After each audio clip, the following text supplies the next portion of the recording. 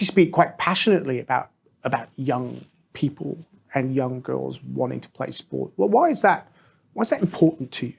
I think for me, like, sport is what made me who I am. I think that I look back on, particularly probably those middle years of school when you're sort of developing and becoming a teenager. And I think that, you hear a lot of stories of particularly young girls that can go down a variety of paths, or I feel like a lot of your formative years can be determined by, the things that you're doing at those ages. And for me, sport was a saving grace. It's what made me who I am. It's what made me the friendships that I've got now. It's what I think, sport teaches you so many skills like resilience, hard work, commitment, and there's just so much to it that you, again, as a 11, 12, 13-year-old, you're probably not thinking about those skills that it's building, but, it gets you away from probably other avenues that you could go down. And I just think that, I look back on my school and I love school, like to the point where I miss it now. And a lot of that is because of sport. And I think that, young girls that don't get involved in sport and boys, they miss out on such a big part of their life, not only from, just the joy of playing sport, but probably the skills that you learn as well. And I think there's some scary stats out there. I think, don't quote me on this, but it's,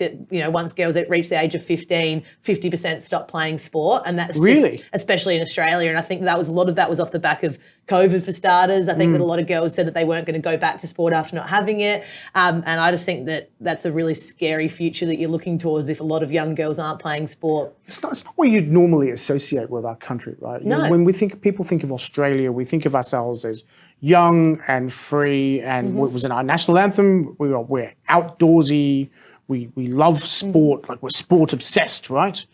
To hear a statistic like that, it's sort of counterintuitive, isn't it? It's so, yeah, and it's frightening as well. And I think that that's where maybe we need to be better in terms of, obviously women's sport is growing and it's becoming so much better. But I think that, when you think of sport, I think you're speaking of sport of Australians and there's probably still that male element to it. And I think that, again, there's so many layers to it, but I think social media has been a big impact in that, young girls now probably are more worried about what they look like or what they are perceived as being like on social media, rather than when I was a teenager, you just going out and playing sport on the weekends and having fun with your friends. And there's probably just so many other things that are going on in young people's lives that, again, I don't know if that's the exact reason, but a lot more factors that probably deter them from playing sport. And it's just that participation level as well. It's not meaning that girls have to go out there and want to be a professional athlete, but it's just getting out there with your friends on a Saturday and doing, being active and being with, a good group of people that I think is the most important part. And again, I think that's where if the more female role models we can have in sport and, that idea of you can't be what you can't see. And if young girls aren't seeing the fact that they can become, a professional athlete and do that for a job, then they're maybe not going to be inspired to do so. So I think that we're definitely taking the right steps, but there's still probably a long way we can go in that area.